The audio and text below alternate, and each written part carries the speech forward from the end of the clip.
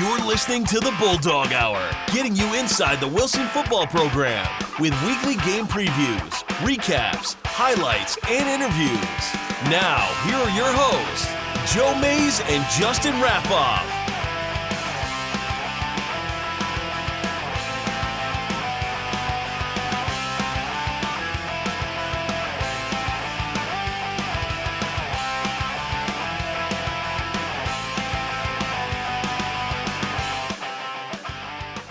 Good evening, everyone, and welcome back to the Bulldog Hour. I'm one of your co-hosts, or I am one of your hosts, I should say, Joe Mays, and here with me is not only my co-host, but also a few friends of the program. We pull up the shot to get everyone in here, or hopefully get everyone in here. All right, here we go. Joining me this evening is Justin Raffoff. Hey. Jeff Reinhart. Hello. And Mike Drago. All right, guys.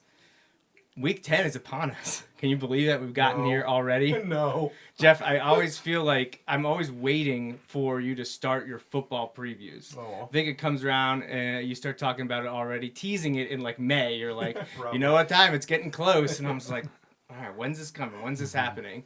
But yeah, it's great to have you guys back here. We did this a year ago. It was a little later last year.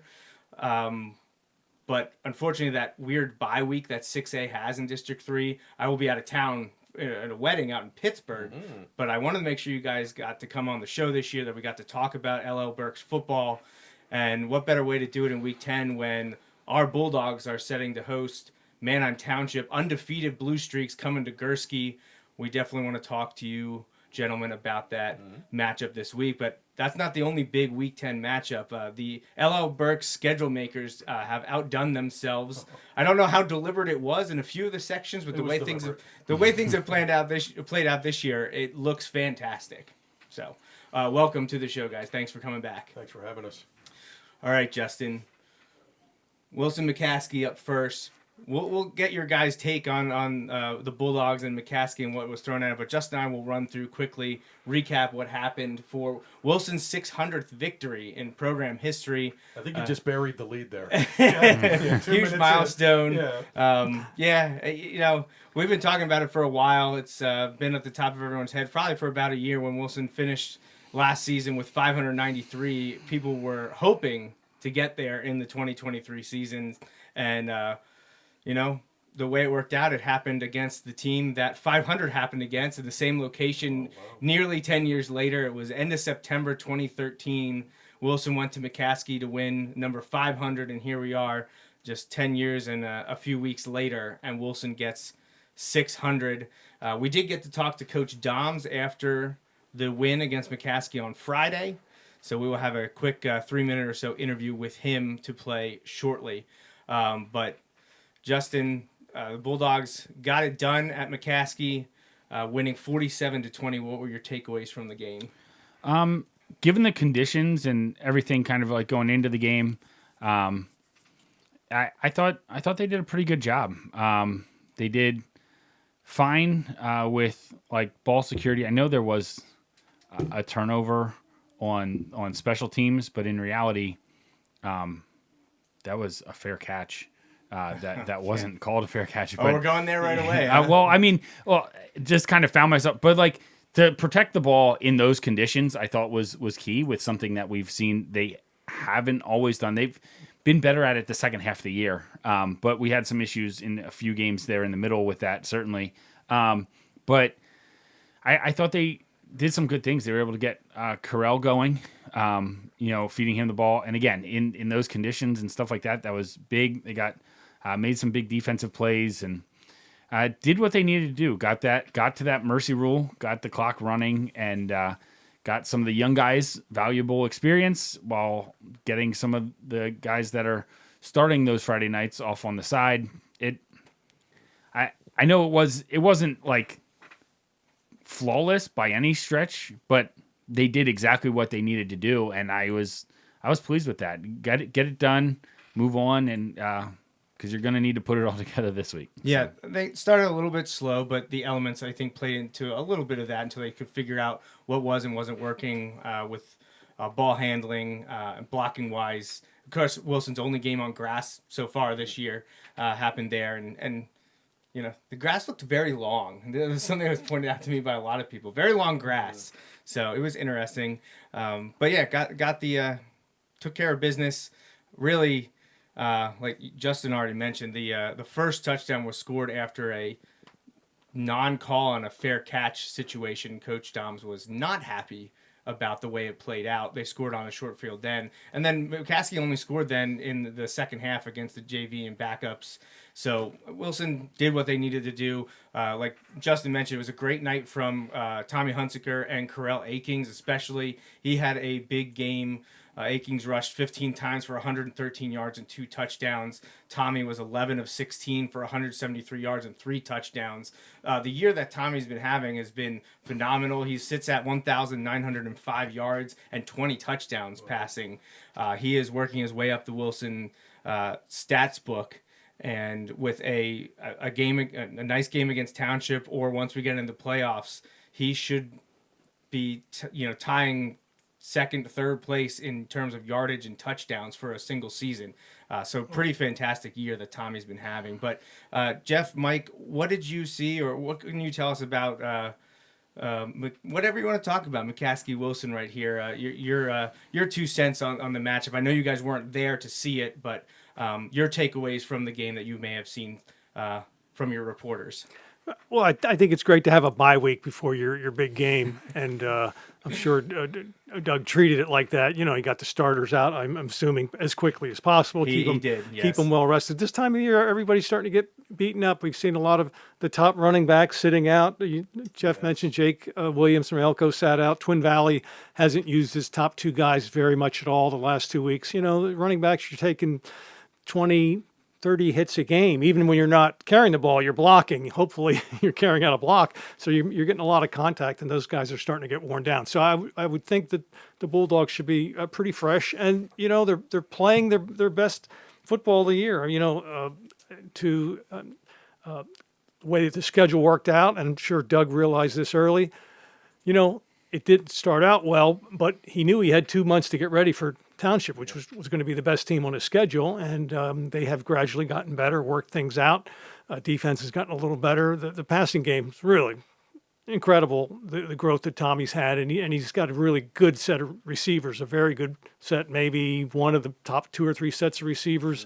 You know, Wilson's had back since they had those 4 college guys a few years ago.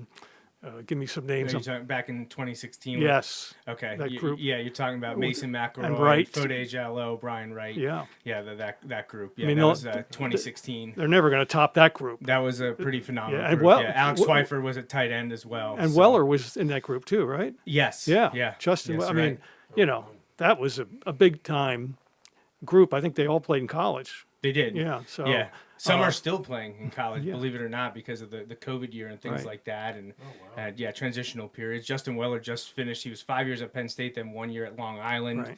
Right. Fode is still playing. I forget the name of the school he's at right now. Somewhere in Illinois? Somewhere. I thought he went out in the Midwest somewhere. It's a directional school in Illinois. No, he was there. He's, okay. He's at the next destination, and I cannot remember off the top of my head where he's at, but Mason McElroy just wrapped it up last year. Right.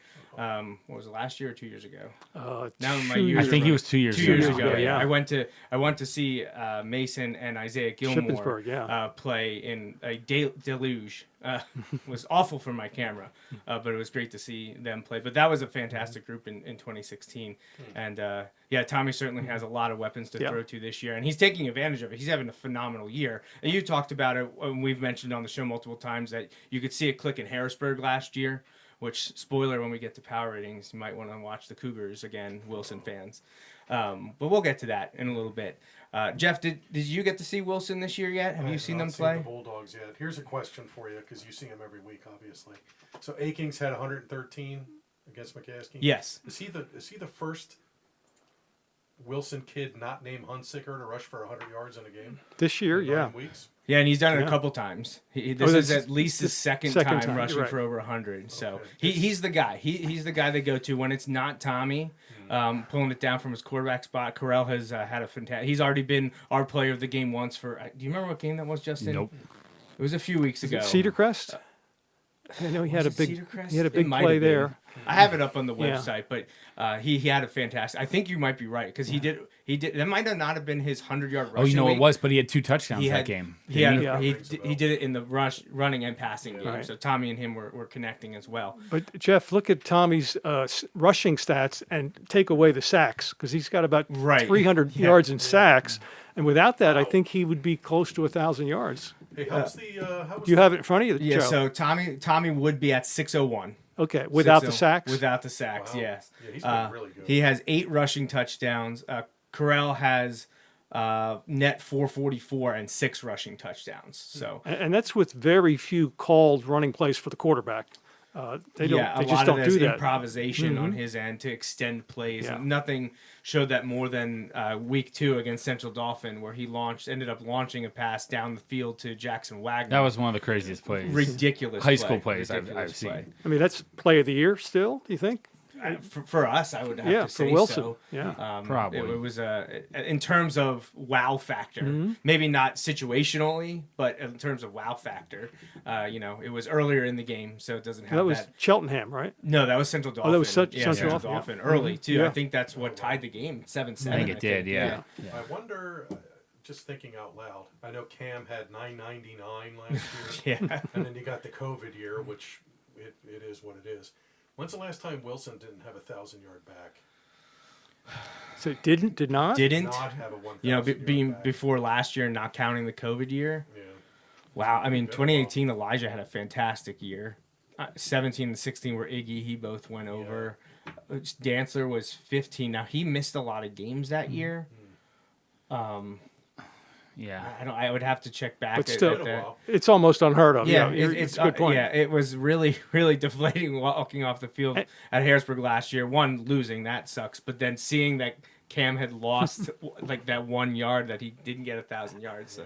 And Cam didn't move running back to what, week 3 or 4? Yeah, Which made that even more he incredible. didn't play it in week 1 for sure. I think he moved there in week 2 against Central Dauphin. A little bit So- because Because Cleveland Harden got injured hurt against in week Roman 1, so Catholic, right. he got some, but he still was kind of back there by necessity, not by like design necessarily. Right. Yeah. For another couple weeks, it What was seems like. what was the post game celebration like at McCaskey the other night? Was there balloons and cake? Or You was know, there, you Actually- talk about me bearing the lead until Yeah. the very end of the post game, right when Coach Doms had finished, talking about the way the game went, talking about this week upcoming. Then he talks about, kind of like what we call here the housekeeping stuff about seeing the trainers and Little League flag football and stuff like that. And right when he was about to finish, Jack Dendel yelled 600, baby. And that's when he addressed it. Finally.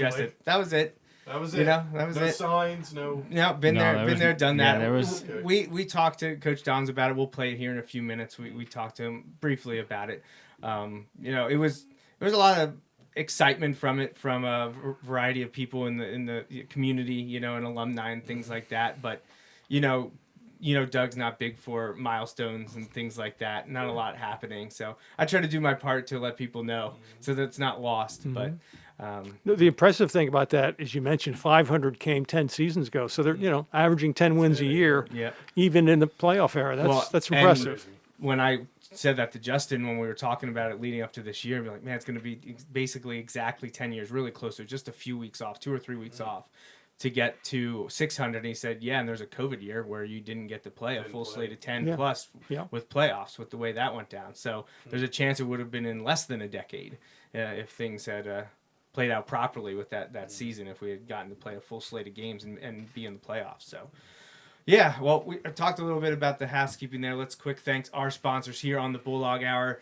Bill Mays, my dad at Mays Sandwich Shop, and White Star Tours, the presenting sponsors for Season 9 of the Bulldog Hour. We thank them very much for their contributions this year.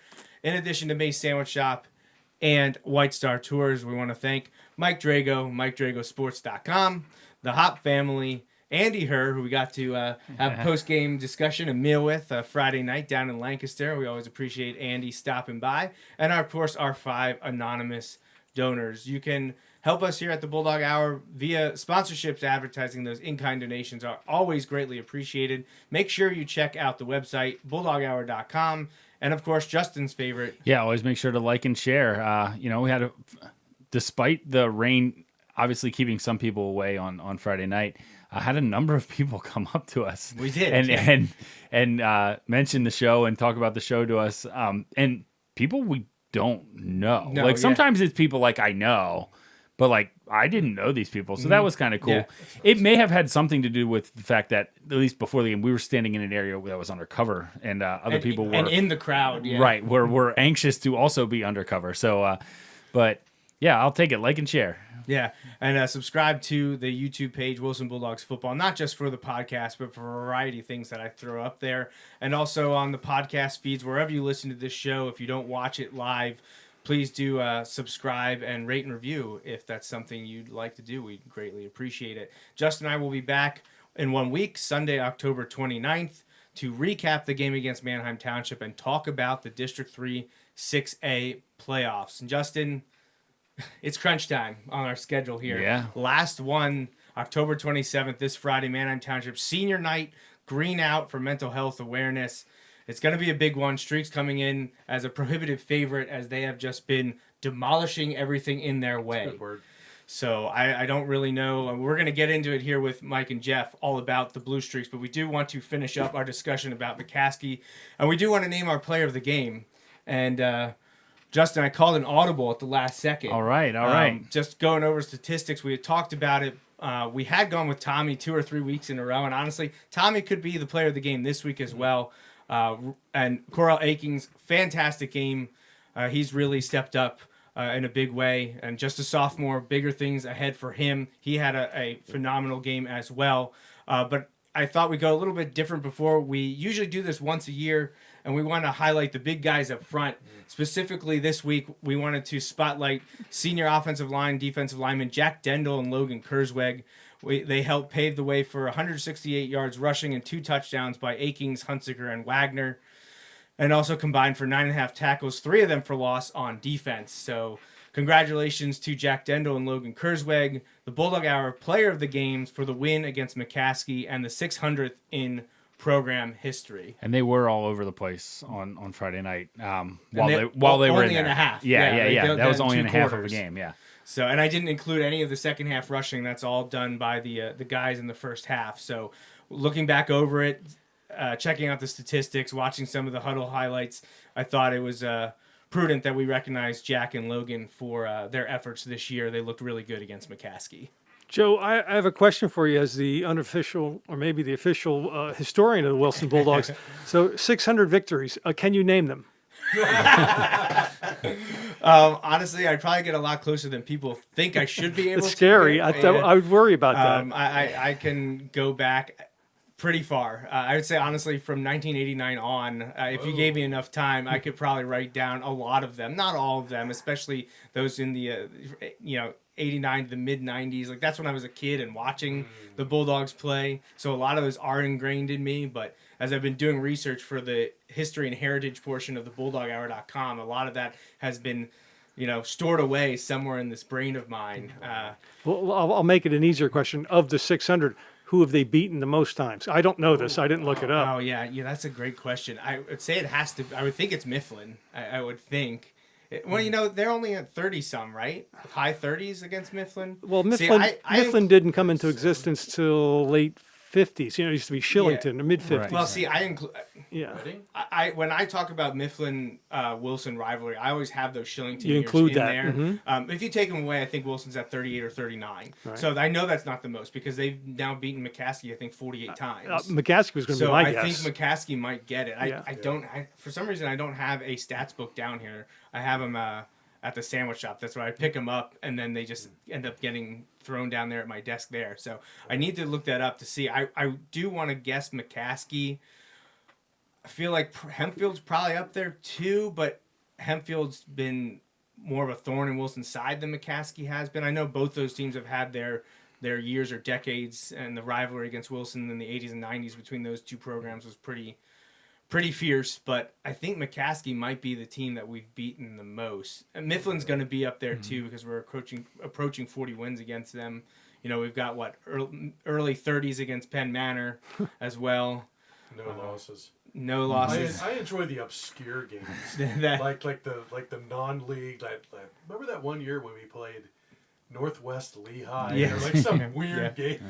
I always enjoy those. Yeah, there are a few of those on there as well. I'm not sure you're going to see Cheltenham again. That'll be one for, especially because of the weather related. Yeah. We started the game on Friday and didn't finish until Monday. Or Roman or MLK. I don't know if you'll see them anymore. I think MLK is coming back. Okay. I think that's going to happen. I believe there's been a mutual interest in the MLK series continuing, despite they won their public league division. They were fantastic this year for the schedule they had. And honestly, when we get to power ratings, we may be talking about that Wilson could actually be a seed or two higher if they had played MLK instead of Cheltenham. So it was a bummer that the public league canceled those games and we didn't get to continue playing MLK. That's a game that I think will return for Wilson. At least it's a better than 50-50 chance, I'd say. I do not think Roman Catholic will be back on the schedule. Yeah. So Wilson will probably be looking for a week 1 game. But CD still on there? CD, I'm fairly certain CD's staying. I think that both teams liked having that battle early in the year. It's a good game. And obviously Mifflin's staying on in week 6 or however the league schedules play out. Has there been a release of that information yet? Tommy's waiting. Are they waiting for the new classifications? Should be out here. So the PIAA reclassifications, So that I think don't usually officially release on. The schools might know, but it doesn't go out publicly usually until after Thanksgiving. Yeah. Now the schools might know ahead of time to start doing scheduling and things like that, but they usually post them on the website PIAA.org right after Thanksgiving, that first week of December. That all changed this year. They're counting everybody in your school. And VOTEC, homeschoolers, everybody. Yeah, it'll be interesting to see where those lines are the demarcation happens because 2 cycles ago, Mifflin missed 6A by 1 student. They were a little bit farther down this last, not a lot, but a little bit farther down this last time to stay in 5A. So as I'm always wondering, for power ratings, that helps to play a 6A school. If Mifflin could bump up to 6A, that'd be great. And there's also a chance to play them in the playoffs then. You're going to see a lot of changes. People are going to be surprised because the homeschool thing is a big deal, and the parochial schools and charter schools don't have homeschooled kids. So they're all going to remain the same, and all the public schools are going to go up. And that's when people see that, we're going to see a renewal of what we saw 4 or 5 years ago with the public-private debate, and all of that stuff is going to resurface now next year. Yeah, you watch. You enjoy that conversation, Jeff? Not really. It's been quiet. It's been surprisingly quiet the last 2 to 3 years, but that is all going to come back. Yeah, you're not wrong. So, Justin, your dad mentioned Cedar Crest as most beaten. I don't think Wilson's played them enough for that to be. Well, they've beaten them a lot, but there's times that they drop down into Section 2. They were down there for 4 years, I think, just a few years ago. Conestoga Valley came up. Now, again, before they were Cedar Crest, they were Cornwall. Now, I don't count that, but as the same. But if you do count that, Cedar Crest would be up there pretty high. Yeah, I will. I'll have to revisit that next week, Justin. I'm putting it on you to remind me. I bet you it's McCaskey. 48 wins. It's 47, 48, something like that. I thought I saw someone had written it in a preview that Wilson was like 47-7-1 or something like that against McCaskey.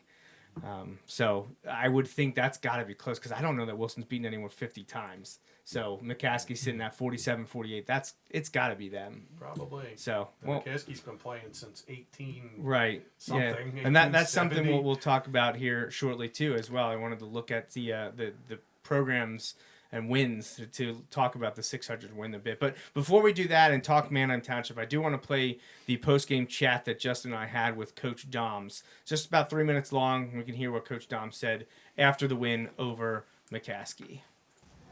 All right, we're post-game joined with head coach Doug Doms. Coach got the win tonight, 47-20 over McCaskey. Weathered the storm here, and 7 straight wins. What do you say? Can you say about this 2023 team to this point with the big one coming up in Week 10? Well, as I said, we started out 0-2, and everybody, what's the matter? I said, we're fine. We just had some injuries early, and the kids have put together a run now of 7 straight, and they put themselves in a position now to win a championship. But obviously that's not going to be easy because, Township's number 1 on offense, number 2 on defense. Nobody's been within 30 points of them, so, But as I said, we've won 15 of 18 and they've won 1 of 18. So they still have to wonder whether they can beat us. But we're going to have to come out and play because they are a very good football team. Yeah, they seem to have been the odds-on favorite now ever since probably week 1 or week 2. Like you said, started 0-2. Once they see Wilson at 0-2 and Township 2-0, people start thinking they're the District 3 6A favorites, and obviously LL Section 1 as well. And yeah, I know you probably you're not able to watch a ton of Township yet, but is there one specific thing that you're most worried about or that you definitely want to take away? Is it Johnson? Is it the running game? Is there something defensively you see? I think they're very, very well balanced. They've got a really good, the Clancy kid's a heck of a running back. They've got a really well balanced pass run attack. Defensively, that young kid at the nose is really tough. They've got a very good defense. We're going to have our hands full. But if we come out and play the kind of football we're capable of playing, it's going to be one heck of a football game. And overall, looking at the program at large, almost exactly 10 years ago, came down here in September 2013, got the program's 500th win on this field. Here we are again, October 2023, and tonight was Wilson's 600th victory. What do you have to say about the longevity of this program, the success over so many decades? Well, I think a big part of it starts with the fact that we've only had 4 head coaches in that time frame. That means consistency in the program, the staff, the assistants are there, they're doing a great job. We've got the backing of the community, we've got the backing of the school, and it's a feather in the kids' hat. What are we, the 4th or 5th team in the state? I'm not sure in the state. I think it's that in the district, so it's probably a couple more in the state. Yeah. There's a lot of teams that have been playing for the late 1800s, which I believe is where when Columbia started. That's right. Playing football. 125 this year, I think. 125th anniversary for them. Yeah. 125th number of wins in the. So 60 straight non-losing, 48 winning, and 600 wins overall for the program. I know you said someone asked if you'd been around for all of them, and you said not quite, but I think it's 598. I think your people would be shocked to know how close you actually are in terms of percentages to being here for all of them. Not quite at 500, but you're in the mid 400s, I believe. Yeah, I think so. So well, thank you so much for joining us, Coach. Appreciate you taking the time. And we look forward to talking to you again real soon, and would love for it to be next week after Manheim Township. Thank you. All right, so that was our discussion with Coach Doms after the McCaskey win. Talked a little bit about Township and a little bit about the wins. And actually, my dad coming in here clutch, he has the stats book on him, and he's relaying the information. So actually, depending on how you classify, because Mike, you mentioned I don't count Cornwall and Cedar Crest as the same, they actually lead the way with 56. Wow. For Wilson, 56 wins over Cedar Crest Cornwall. So Justin, your dad did bring up Cedar Crest, and if you lumped the Cornwall when they were Cornwall and the way that district reclassified, or however they changed things over there, they are the leaders at 50. I guess now 57, as that's the book from before this year. He also says Mifflin's at 43, which would be 44. That includes, I think, the Shillington years of Shillington High. He has said that it says only Lancaster at 42 though. So I was a little bit lower there. I will bring the book along with me next week and talk about it. But Manheim Township's up there as well at 40. Whoa. For Wilson over Township. Interesting. So Wilson, there you go. For those of you that were wondering. So yes, my dad and your dad are saying father knows best. Well, we're never going to hear the end of this, right? All right. So, well, let's talk about Township. We asked Coach Doms the question, what do you see from the Blue Streaks? What is there to fear? And I think his fear is that they're so well balanced, you don't know where to attack. Have either of you seen Manheim play this year? All right, Jeff. The Harrisburg game way back. Okay. Yeah, that was back week 2. The rainy night, and they played Saturday morning, and they trucked Harrisburg. Not even close. I don't want to say Harrisburg looked disinterested, but Township buried them so fast. I mean, it was 14-21 nothing before everybody sat down. I mean, they played great. Of the plethora of fun Manheim Township stats, and there are a lot of them, this is the one that blows me away. Blows me away. They have 2 turnovers 2 in 9 games, and they're a plus 15 turnover margin. And Hayden hasn't thrown a pick. No picks, and they've probably scored on all of those drives. On the plus 15, they probably scored. I don't know if their ones, other than the 2 turnovers, I don't know if their ones have not scored on a drive this year. Seriously.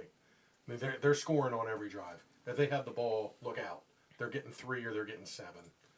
So they're. So what you're saying is that Ernie Wilbur has his work cut out for him. How are you, buddy? A lot of late nights this week, my friend. Yes. What? Who's been their standout for you when the game that you watch and the things that you're covering right now? Who is the guy on Manheim Township that is most dangerous? Is it Johnson? Is it Kennel? Is it Clancy? Is it Rodriguez on the defense? Is there another defender out there? Who stands out to you? All the above. All the above. Well, great. Johnson and you had a great line the other day. You said 35 touchdowns and no picks. That doesn't happen at any level. Remarkable. I forget what word you used.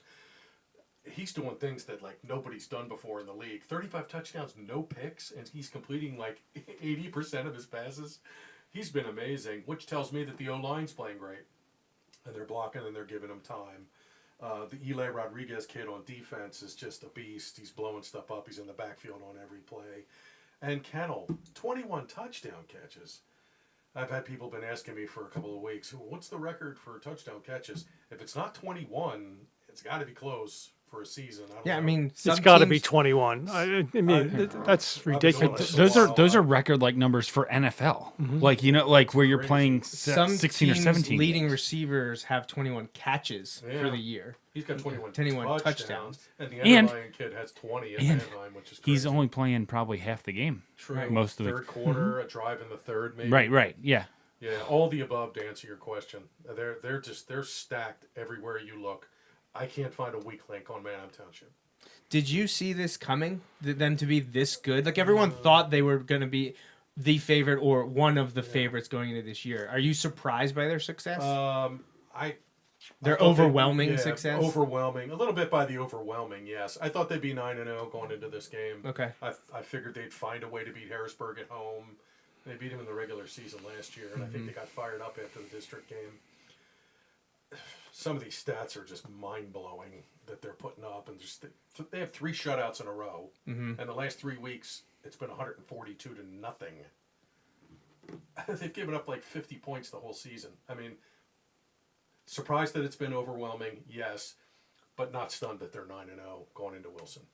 Mike, what about you? No, I haven't seen them, but the numbers are staggering. I mean, the 35 and to 0 interceptions is just, it's like, PlayStation stats, it's just ridiculous because an interception can happen in so many ways. A tip ball or your receiver off his hands, if a fluke, it's going to happen now and then. And, I guess they haven't been in the position at the end of a half where they need to throw a Hail Mary because those can get picked off. But it's just pretty impressive. I mean, they're number one in the in District 3 in scoring defense.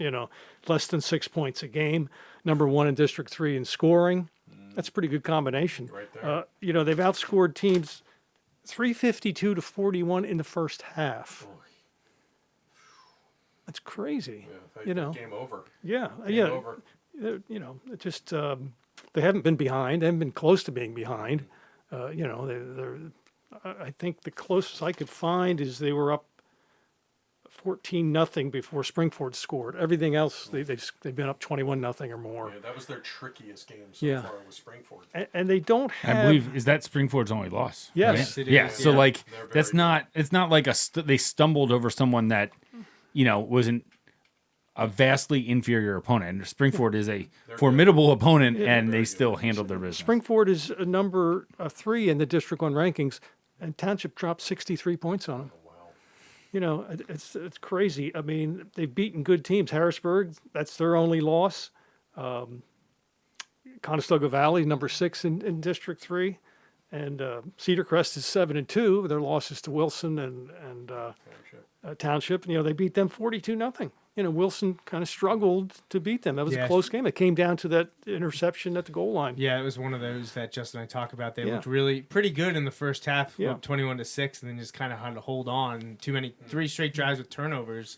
They couldn't put them away. That's kind of been, if Wilson has a strong start, they struggle in the second half, or they start slow and then bring it on in the second half. They haven't put two halves together. And if they're going to want to make this competitive and have a chance on Friday, they're going to need to play their best game in every facet, coaching included. They're going to have to be perfect. And get a couple turnovers, and some points off turnovers, where you get it in their red zone. What are they averaging, like a fifth a turnover a game? Yeah. Something like Well, and I think 2 in 9 games, right? That's what you said, That's 2 in 9 nuts. games? 2 turnovers. And do you know if those were, second team kids or first team kids? Off the You top can't. of my head, Yeah. no picks. Well, it wasn't They Hayden were Johnson, fumbles. so Yeah. They were fumbles, and then who knows when they were. And I think you mentioned this in one of your write-ups, Mike, about how they haven't won a game by less than 4 touchdowns. It's Well, the closest one was the season opener. It was 35-6. They beat Cumberland Valley. And that was a mercy rule. It was Right. 35-0. Yes, it was. yeah, it was 35. I think they scored with like 6 minutes left or something like that. Like it was 35-0 comfortably. Here's what I worry about with Wilson a little bit here in this game, if you want to break it down. Wilson's throwing the heck out of the ball here. That's been their bread and butter this year. And Township's DBs are really good. Wolf's back there. Vasquez is back there. They have a really good secondary. I don't know their passing yards given up number off the top of my head, but you see what their defensive numbers are. Fantastic. Yeah, They're a tough team to throw on, and they kind of held the Zollers kid down from Springford, who leads the state in passing yards. They're giving up 82 passing yards a game. Now, there's That's awesome. 3 teams in the league that are giving up less.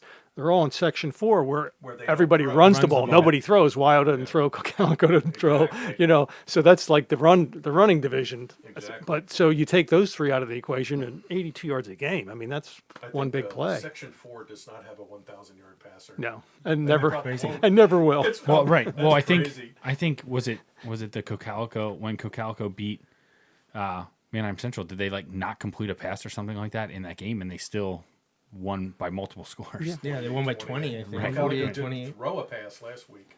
Didn't attempt a single pass.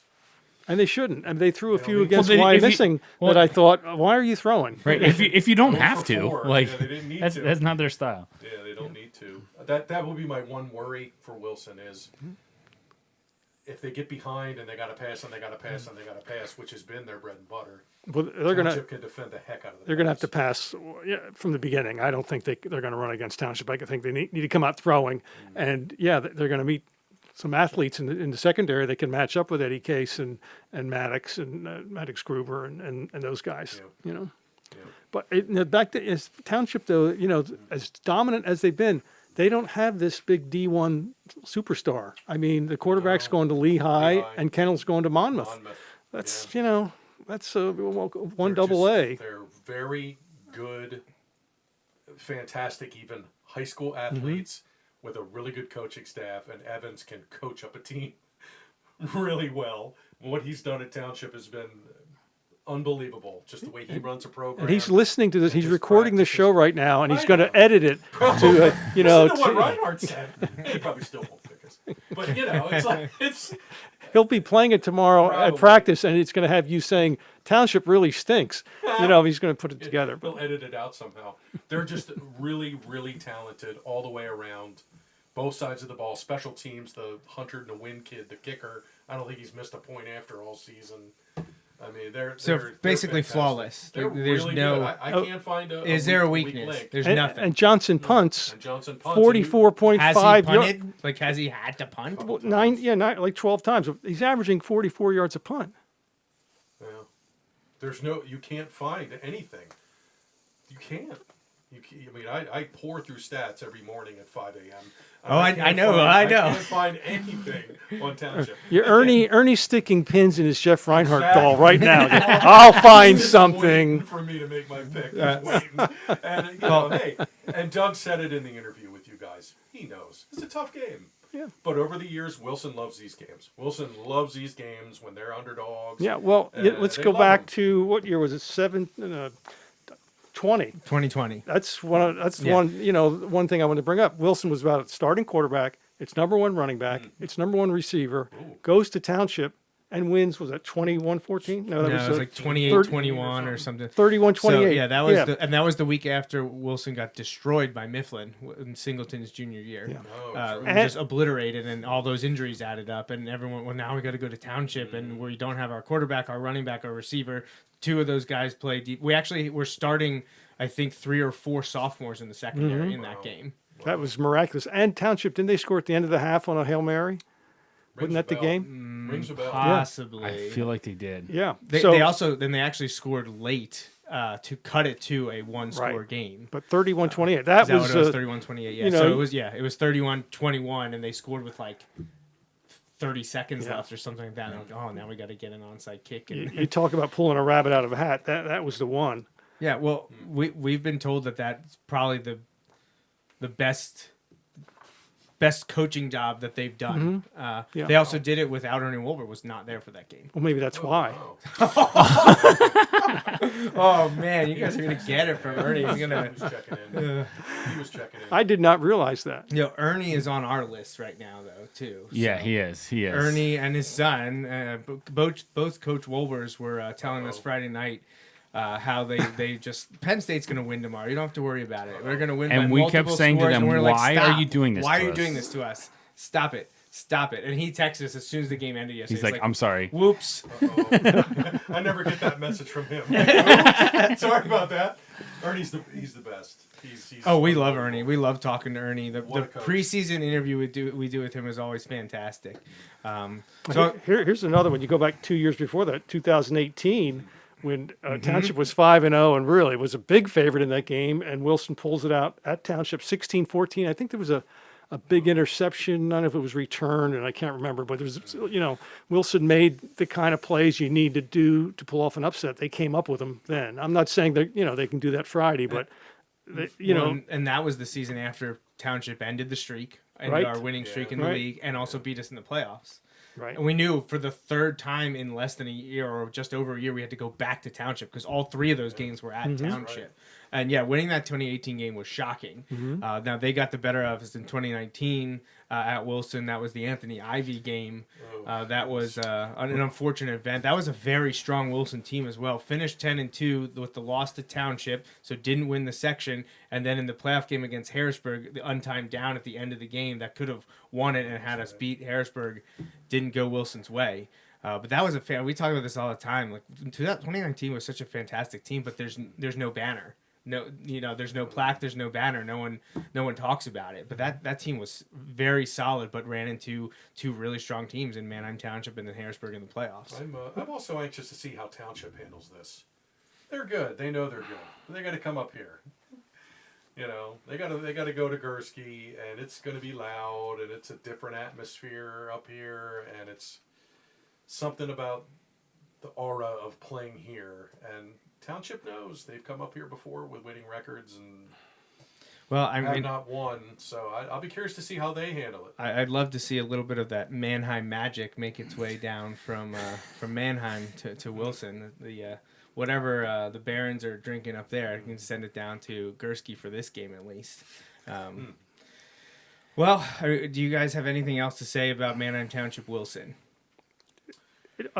It's a fascinating rivalry, and it's good that, I always considered Township a sleeping giant, big school, and they never really did a whole lot. And Mark Evans came in, 10, 12 years ago, 2013. Yep. And, he's put them in the kind of position they should be. They are a big school district with, a lot of facilities and the kind like a Wilson, like a Cumberland Valley, suburban school that should be dominating a lot of sports, and they do. They're very good in baseball, and their girls' programs are good. And now their football program is right up there. Every year you look at District 3 Class 6A now, the last 5-6 years, and you want to pick a preseason top 4, you go Wilson, Harrisburg, Manheim Township, and then somebody else. But those 3 have Central York's been the other one. Now Central York's coming up, but those have been the 3 constants for the past 8 years. Mm-hmm. All those years ago, when Evans was at Elko and winning at Elko, we always kind of sitting around the office on a weekend, And we'd always say, man, I wonder what Evans would do with like a 6A, 4A at the time, big school program, 90 kids, facilities. Wonder what he would do. And he landed at Township, and boy. Yeah. So you did this. So thanks a lot. We appreciate it. Yeah, I know. Last thing, Joe, since Township won the district title in 2017, their first and I guess only district championship, Wilson's beaten them 4 out of 5. How about that? Mm-hmm. You know, and two, like we said, 2 of those were games they were certainly the underdog. Yeah, and the one was the Ivy game where everything went right for Township that night. Yeah. And that was, yeah. This should be fun. This should be a good game. I hope it's a good game. I hope it's competitive. Somebody's got to punch Township in the mouth and make them play because they have not been sniffed, and they need to go in at halftime and have to make adjustments, or have to do something because they haven't had to. They have blown everybody out of the water. Yeah, that's kind of where I'm at. I feel like there's no hiding it. Wilson needs to play their best game of the year, and maybe be able to just force the issue, hang in there, like make Township have to play a second half. Sure. Hang around and give yourself a shot, and you just never know. Like we've seen crazy endings. We were talking about some crazy results that we saw, from earlier in the season, just around the league and district. Like things happen every week. I feel like I'm sending Joe updates on scores, and there's crazy scores everywhere. Mm-hmm. But you got to hang in there because if you don't, then like you said, and they're not a team that is really built to like just have to sit back there and try and come back against. Sure. You gotta take it and try and execute the best you can. I'm sure Township is enjoying these mercy rules every week, but at the same time, Evans may be thinking in his gut, man, we need to be tested here. We need Absolutely. to get Well, I chiseled hope it's by the Bulldogs Friday. Seriously, because they're going to get eventually here, starting this week, they're going to start to get teams that are comparable roster sizes, comparable talent. And, Township hasn't looked up in the 4th yet and needed a drive. Yeah. And that will catch up with you It some can. point. We've seen it over the years. I mean, if you keep playing into December, at some point you're going to have to slug it out for 4 quarters. And if you haven't done it, it can be difficult. Yeah, they haven't gotten in a huddle yet, and Johnson hasn't looked at them and said, we need 6 here. Mm-hmm. And it just hasn't happened. They've been up 21 before everybody sits down, and they've mercy ruled everybody. Right. I'm not saying they can't do it because they're Sure, obviously if good. If they mercy rule Wilson, Yeah. just saying, and then put a big legit tag right on their forehead. Yeah, but I think you got to make Johnson move. You got to get him to throw on the run because he's been very comfortable this year. And again, not saying he can't do it because he's very athletic, but you got to throw some heat at him. Roll the dice. Make him make plays, and maybe he will. Exactly. Probably he will. I haven't seen their sack number, but I don't think he's been sacked very much. Doubt it. Get out He's of completing almost 76% of his passes, so that tells you he's had time to throw. 3 and out, two step drop and it's out. Their passing game is so intricate. They're a ton of fun to watch. So Well, I'm sure we've all made our fans very happy with what we have thrown at them. They know it was coming. We've been talking about it for weeks. We've been updating. Oh, and you follow the scores, you see it. Like you see it. There's no hiding this. Well, one. you see 38-6 against Harrisburg. No more surprises after that. This team's good. You don't lay out Harrisburg by that score at any time of the year. Not with the way they've been playing the last 8 years or so. Saturday morning at 10 o'clock when it was humid and there were cramp breaks every 3 minutes, they trucked Harrisburg. Yeah. So now I'll be interested to see what kind of Harrisburg team we see in the playoffs because last year they got beat by Township on that last second play, I think. In this week too. Right, and came back and they won. They thumped everybody in districts. Yeah, I think Wilson gave them as good a game as they got in the playoffs in District 3. Was it 32-22 or something? Yeah, something it was, like it that. was competitive. Yeah, Well, but Wilson was winning at halftime. Mm-hmm. Just too much to keep down. Couldn't control Sean Lee and was it Hopkins? Right. But once he gets going in that second half, he's brutal to bring down. Not there anymore. Don't have to worry about him. But Sean Lee's still there. I just fully expect Harrisburg to be right in it in 3 weeks from now. Well, as we've seen every year, it feels like we've seen every We year know for a long every time. year since They hit their 2018. stride end of October and November, and they're a force. Hey, credit to that coaching staff because it's not easy there, and they don't have the numbers. Right. They don't. Maybe 40 kids. Maybe. 35 Yeah, to 40? I've seen them with 40 and less and still winning district titles. And making state title games. The Saturday morning they played Township. you told me. You gave me a low number. 28 they had? Yeah. No, it's a Saturday morning at 10. Well, so I don't know what the circumstances what does that that's mean? crazy. They can't get up out of bed. I guess, but they were there the night before, waited out the rain, drove back, got up at 6 a.m. and drove back. Yeah, it's a lot. So I don't know. But they had like 28 kids in uniform for Township. I'm guessing they're going to have more than 28 if and when they play again. Why are we talking about week 14? I don't know. But, yeah. Well, we've been teasing now for a few weeks, Justin and I, the power ratings. We look at them from time to time, but they don't really mean much. From time to time. Listen, who are you kidding? But they don't really mean much until we get to here. Yeah, until we get to here. Well, I have my own file, and I have calculated throughout the entire season since week 4, just to see where things are. Okay, if this is what happens with Wilson, this is where we'll finish. So I'm gonna post the current after week 9, but not finalized, obviously. Have all the games been reported? Power rating. They have, at least in 6A. In 6A, sure? They are. Everyone has played 9 games in 6A. Obviously, the strength of schedule stuff relies on other teams reporting. Sure.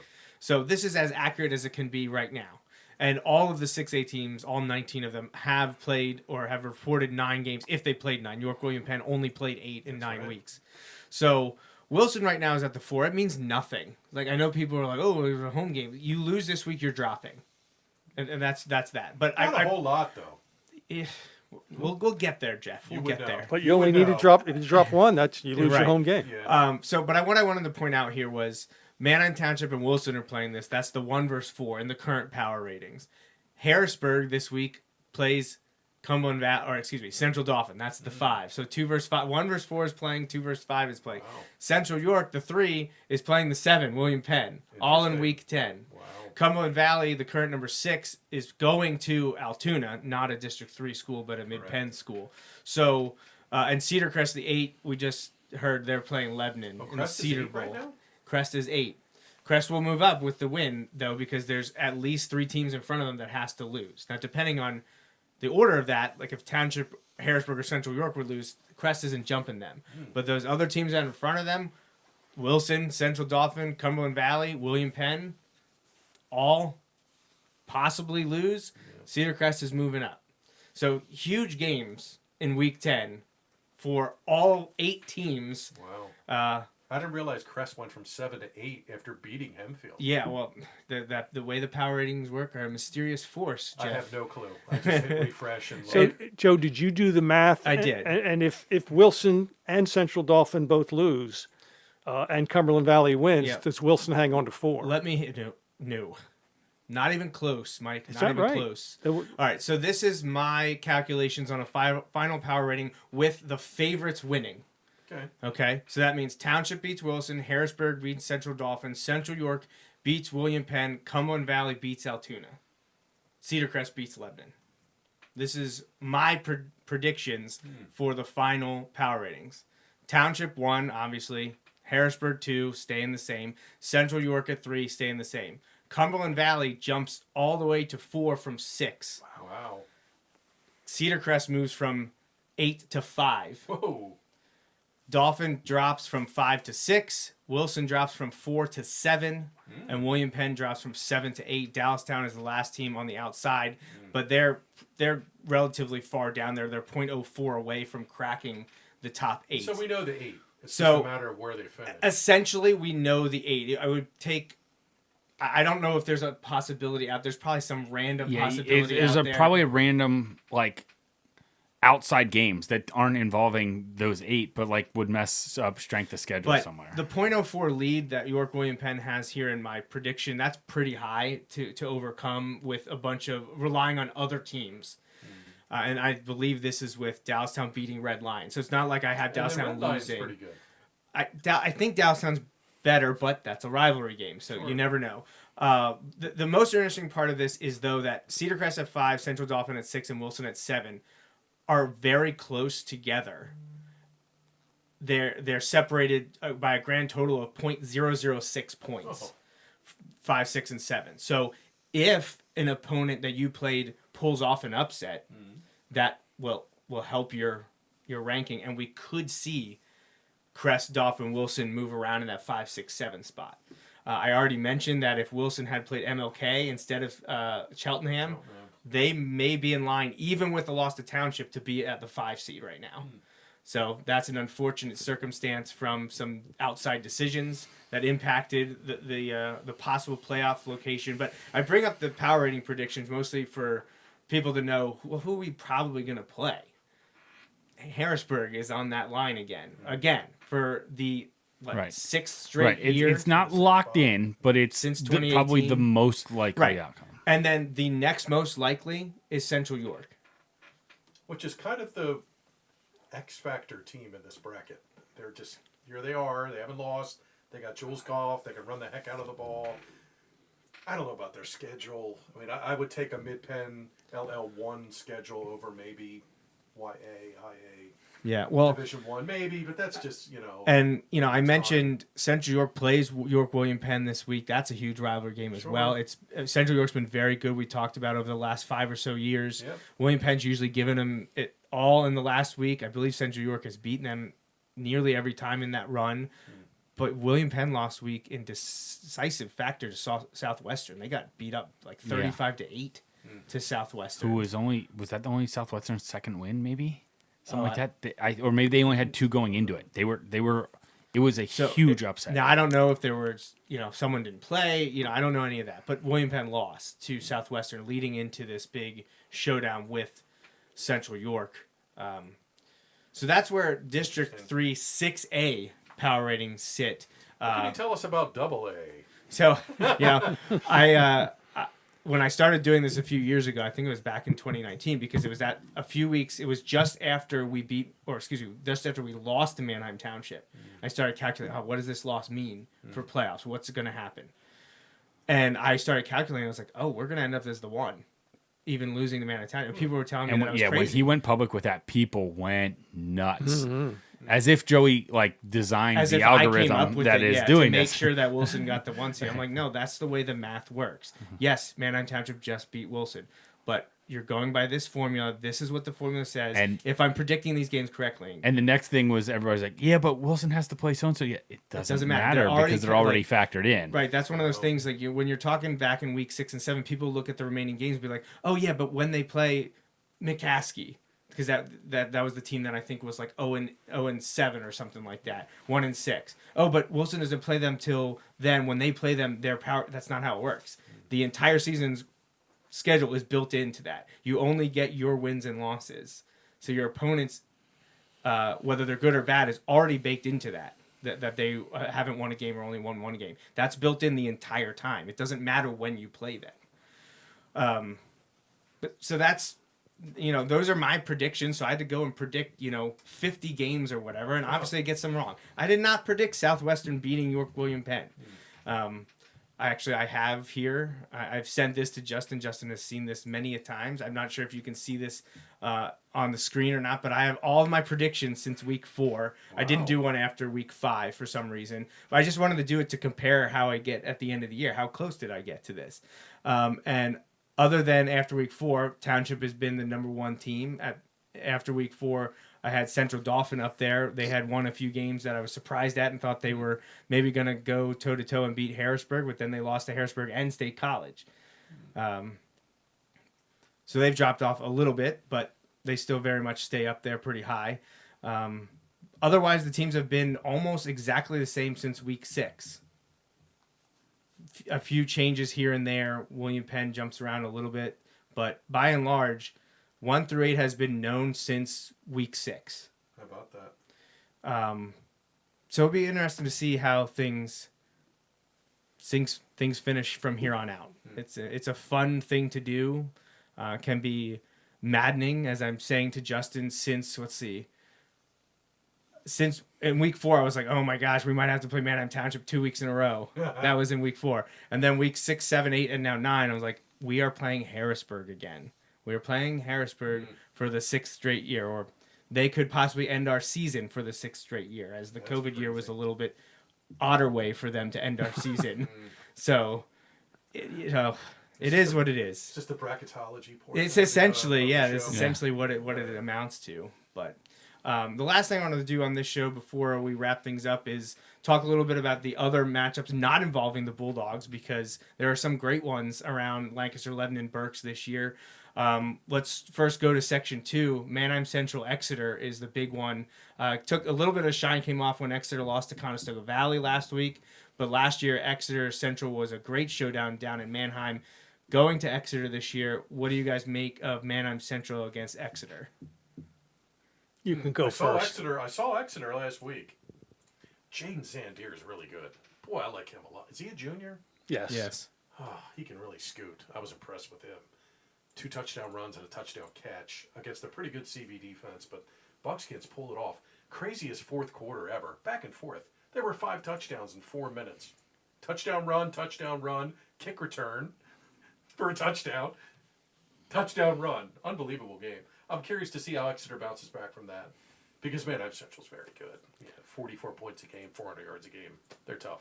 Yeah, Exeter schedule has not been tough up until last week. They hadn't played a team with a winning record, and I think it showed up. They were 8-0, putting up some nice numbers, but they're not nearly as good as they were last year or the year before. Manheim Central's better. The whole core of their players last year's, Zach and Arnold and those guys, they're all back. So I think now I shouldn't say this in front of Joe because I don't want to give him advice for our picks this week. Yeah. So Joe, turn your headset off. Yeah. But I think that Manheim is Central's clearly better. I just don't think it's going to be a real competitive game. I don't know. Take away the Cocalico game, which was herky-jerky, because that was the Friday night rain, come back, pick up the next morning where they left off game. Central's just been, oh, wow. Oh, this Enterline kid is just an unbelievable athlete. He's got 20 touchdown catches. We talk about Kennel. Enterline's got 20. Arnold didn't play last week. Not sure why. But the kid who came in to play running back rushed for 257 and 4 touchdowns against Mifflin. I think I said this before. I think Enterline's the best player in the league. He's a freakishly great athlete. Yeah. Good defense, player. Kicking game. He had a pick 6 last week. Yeah. He's really good. Yeah. I'd lean Barron's there. I know they got to go to Exeter, but that's really stuck in their crawl. They lost that game. Oh, you're not kidding. Yeah, well, you lose at home on the last play. Last play of the game. You have a perfect season going on, and that was a great game. Yeah. That was one of the all-timers, the way that one played out, and I don't think we're going to see that again this year. Central's pretty focused and determined, and I could tell. I saw them a couple times, 2 out of the first 3 weeks, and I could just tell that they were like on a mission, and here we go. Let's just get to Exeter and let it rip. So they already clinched the tie, and they can get it out right here if they win. I like what Central's doing. So I don't believe there's a marquee Week 10 matchup in Section 3. I believe is there a 3-way round robin going on down there? The Cliffs Notes version? Yes. All right. Twin Valley's done. Right. They're 5-1. Right. Effort is 4-1. Garden Spot's 4-1. Okay. Twin Valley plays Hatboro Horsham. They're non-league, right? If Ephrata beats E-Town, they play E-Town. Yes. And if Garden Spot beats Solanco, it'll be a 3-way tie. Which they will. Those will be. Those should be 2 wins. They'll both be mercy rule games. 3-way tie. Trivia. When was the last 3-way section tie championship in the LL League? 2018. Correct. Because Wilson was a part of it. Warwick. With Warwick and Manheim Township. Manheim Township. Yeah. See, you talked about that 2018 game where Wilson upset Manheim Township. We don't ever talk about that Warwick game. Oh, that's right. Ooh. Oh, that's right. Because 2 of those players just had a huge they role in the went viral Wisconsin on game, their and the win. one that cost the touchdown is not the one you think should have caught the touchdown. Right. Exactly. Right. That was crazy. I did like the tweet that's like, Rucci with the touchdown. No, the not other one. That one. Yeah, the other one. And no, It was Nolan. Yeah. Was that the Warwick game when McCracken passed for 7 I don't know. that's- We yards blacked or out. whatever? We didn't Yeah. finish Sorry, that I'm game. bringing it So, up. yeah. Sorry. So we Actually, talked for you about it guys. with Andy Hur the other night. Yeah, Trey Glass. Yeah. He had like 300 receiving It was yards. just. It was not a great night in Lidditz. And That's here for was sure. the thing. It was on like 10 completions. Yeah, it was He absurd. averaged like 50 yards of completion that night. Well, and Whoa. and it was a close game into the third quarter. Into like mid third. Into the third quarter, we went down, and I think we got stopped in the red zone early in the third quarter, and then the floodgates opened. But it was like a not back and forth. It was very different styles, but like they were in it and then not. But and then not. Right. Yeah. And then McCracken went off. oh my gosh. We already made Ernie so mad tonight. I don't know that we wanted to bring that up, but again. Stop. Just walk away, Ernie. All right. We're going to walk outside. He's going to be waiting for us. Yeah. Wait, my tires are slashed. What happened? But to your question, Section 3's done. It's It's done. pretty much essentially a three-way Two tie. straight wins. The odds of one of those three, or really just the two, one of them losing to make it just a two-way is unlikely, and both of them losing and giving it to Twin Valley Twin Valley outright is not going to happen either. And Jeff picked Garden Spot to win, and I picked Twin Valley to win. How I about guess that? we were both right. We're both right. The story to me, though, is Ephrata. Yeah. What a season! Great from job them. there by Chris Miller. I mean, I did not Amazing. expect them at all. Amazing. They've been building towards this. Mm-hmm. Okay. Yeah. They've gotten it turned around. First 8-win season since 2000. Going for their first 9-win season since 1987. And the last time they were in districts was 1987. Well, and it wasn't just 6 years ago that they hadn't won a game in 3 years or something like that. 56 or 4 or something. 5. And No, now they've he's- gone to districts, which I mean, is amazing. Yeah, he's got to be. LL doesn't pick an overall coach of the year, but he's got to be right in contention for. You know, if you Section picked coach of one, the year. well, I mean, Yeah. if you picked one for the whole league, Yeah. he'd be in it, don't If you they think? go 9-1 and make districts for the first time in 36 years, Yeah. he'd get a lot of votes, no Yeah. doubt. So Section 4 is an interesting one. Cocalico most likely going to be the champion there. But there's That one's done too. a huge game between Wyomissing and Lampeter Strasburg. Yeah, big game. That is a Friday night game as it's down in Lampeter. Yeah. What do you guys make of Wyomissing and LS? Hmm. What are we looking? We don't have to get a predictions. I don't want Mike giving me yeah, I'm not giving you information, any more. Jeff giving me information. but I think that's going to be. I think really, if I was going to go to watch a game, Yeah. I would go watch that. I think that's going to be the Just to go game of the and night. watch, yeah. That's going to be much closer than any of these first place games, except for maybe Schuylkill Valley and Lancaster Catholic. That'll be very close. But still, Lampeter is really good. Wyo's very good. That's going to be a fun game. Should be. LS back-to-back shutouts. Number 2 defense in the league behind Township. Yeah, their defense They've is only given up fantastic. 61 points. Yeah. Wow. Yeah. Wyo's been okay here since the Cocalico game. Their running numbers just continue to blow me away. 21 kids have run the ball for them this year. Tell me about it. 21. Whoa. 21. Yeah. That's unbelievable. Yeah. Like some teams don't even have 21 varsity players. They have 21 kids who have run the ball. And about 15 or 16 Wow. of those are pretty good. Yeah, I like mean, 100 more he yards. keeps bringing in second and third team guys. Those guys are good players. Oh, amazing. Wyo's deep. They really are very Yeah, deep. big time. Keep an eye on LS here in this one, though. I like them a little bit at home. And after having seen YO and how Cocalico took care of them, good running game, good defense off the edge and getting in the backfield, LS can do all of the above, I think. That should be a really interesting game. Yeah, their only loss is to Cocalico 24-10 Yeah. back in week 5. They've was been that rolling over the competition since then. Yeah. 4 shutout wins. They're very good. They haven't gotten a ton of pub this year because of the section they're in, but they're... Well, that's your fault. Well, what have you been doing, man? I know. I'm sure. Covering these 37. You're is taking impossible. you're taking too many days off, going down to Philly, watching the Phillies, guess. while I was home working. I guess. That's a fun game. You're right. I think if I just had to plop down $5 and go watch a game on Friday, that'd be You'd be heading to LS. LS. That's a really intriguing matchup. Well, I'm sure Coach Steve O'Neill would be welcoming all people to come and watch his Spartans play. I'm disappointed that one's not on Saturday. I would have loved to have gone to watch that one. I watched it last year. I got to see Wyomissing Cocalico, Wyomissing LS, and then I actually saw Wyomissing West Perry because I was calling the game for Penn Live. But I haven't seen Wyo at all this year, and I'm disappointed that I haven't gotten to one of their games. So It's not quite your Big Brothers YO team, as Mike will attest, but they're still pretty good. really good, They're yeah. still pretty good.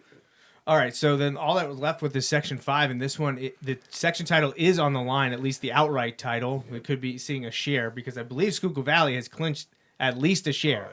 The tie for it, they are rolling. Their only losses to Twin Valley in week 1 this year, and they've rolled 8 straight wins now. Have to go to Lancaster to take on Catholic, though, which I know Justin loves. He's a huge fan of the Crusaders. Yeah, growing up in Columbia, that's how that goes. That's So, a heated rivalry. In SV at LC. What do you guys make of this one? Catholic has an injury. I don't really want to go into it a whole lot, but they may not have their best running back on Friday. I don't know.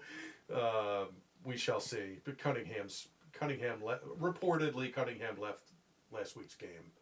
So we'll see if he's back on the field against Schuylkill Valley. That'd be a big loss. And Schuylkill Valley now has its best running back. They played the last 4 weeks without Dominic Joffrey, and now he's back, and he made a difference. 60-yard touchdown run, first play of the second half, 14-13 lead, and it held up. Without him, they don't win that game. If you can have a good time for an injury, his injury in week 3 was a good time because their schedule really got soft. They played the 3 or 4 worst teams in Section 5, and he came back in time to play against Annville and now Lancaster Catholic. So very fortunate there, and he is a difference maker, and it's going to be a good game. It's really interesting. Former Bulldog, Bruce Harbaugh, coach of the Panthers. Boy, Jeff, how much does he want to win this game? Oh, absolutely. No doubt. Oh, my goodness. You can't wait to walk out in that stadium. Yeah. That's going to be a scene right because, he had a great run there. Oh, yeah. But 2 state titles. 2 state titles. But I don't think he was ready to leave, and I think he left a little earlier than he might have hoped. And a little sour there. Yeah, and I think he has been waiting for this. I'm pretty sure one of the big reasons he took the Schuylkill Valley job is he saw, at the time he accepted, that Schuylkill Valley was going to be in Section 5, Lancaster Catholic was going to be in Section 5, and he thought, I can do this.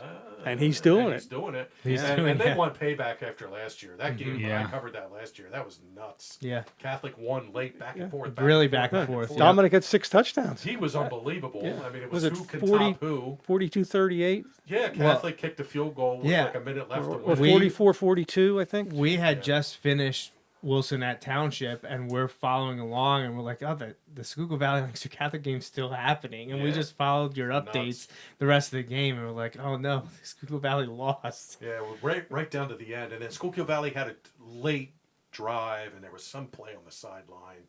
They either called him inbounds, so the clock kept running, and they didn't get another play, but the Schuylkill Valley kids thought he was out of bounds, and the clock should have stopped. I don't remember.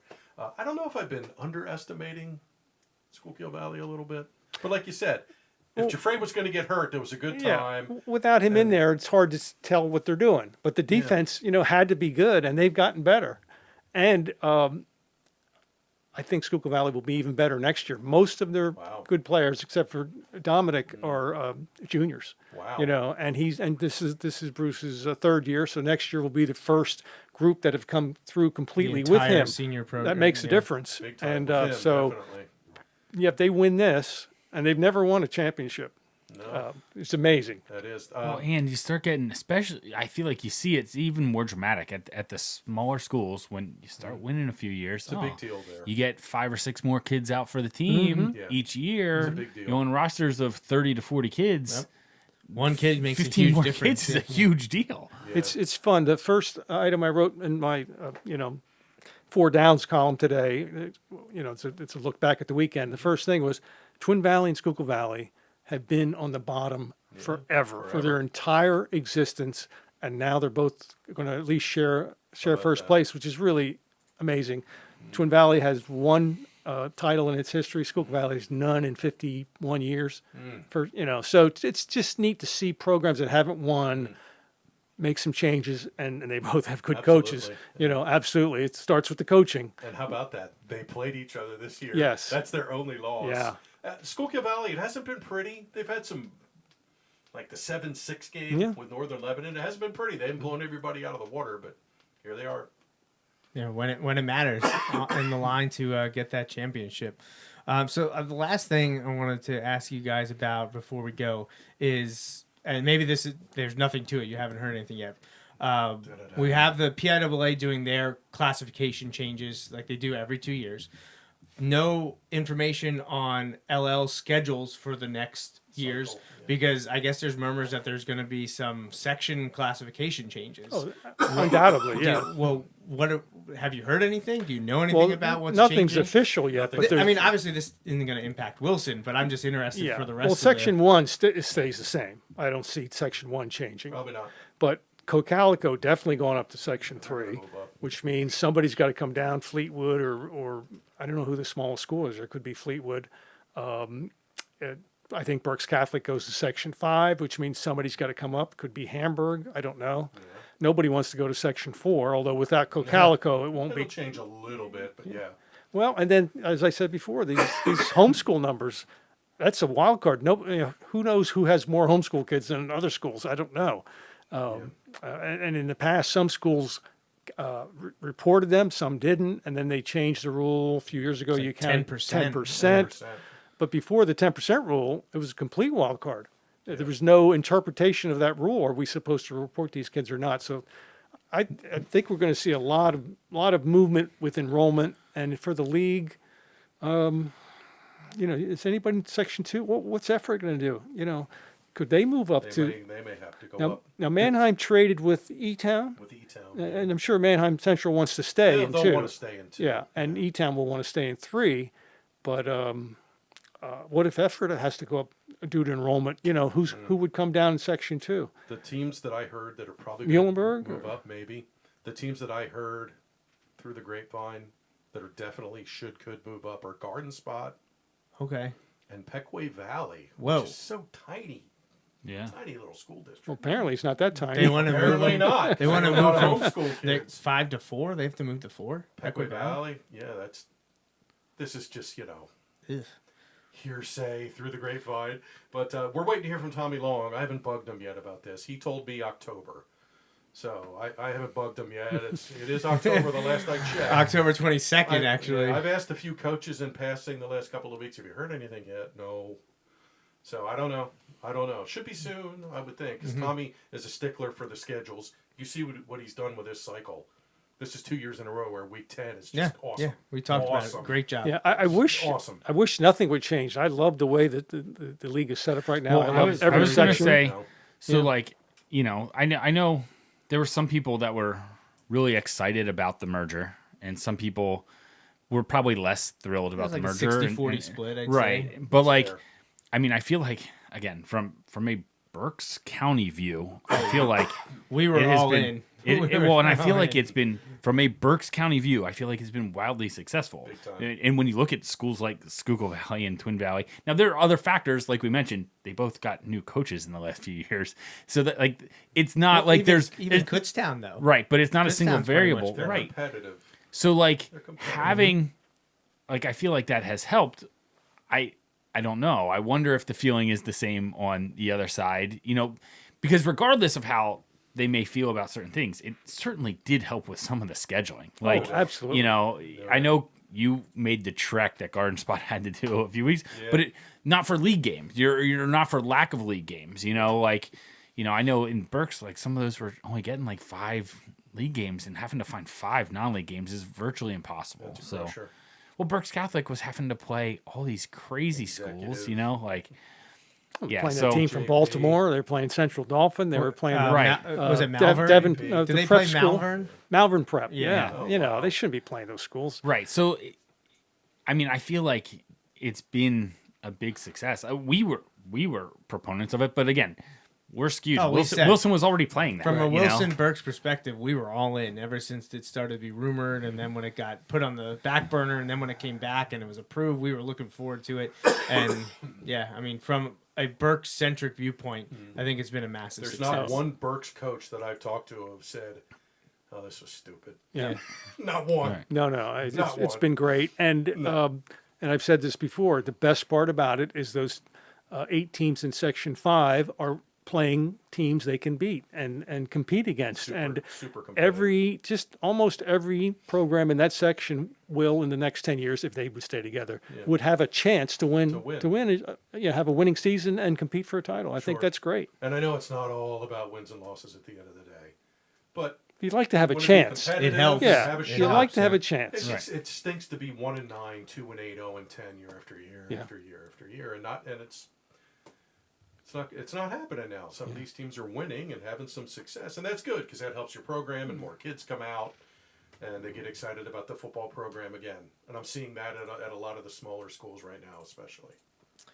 All right, well, guys, I think that does it for us here. We appreciate you both joining us again this year. Anytime. It was a lot of fun having you on to talk about Wilson wins, Township.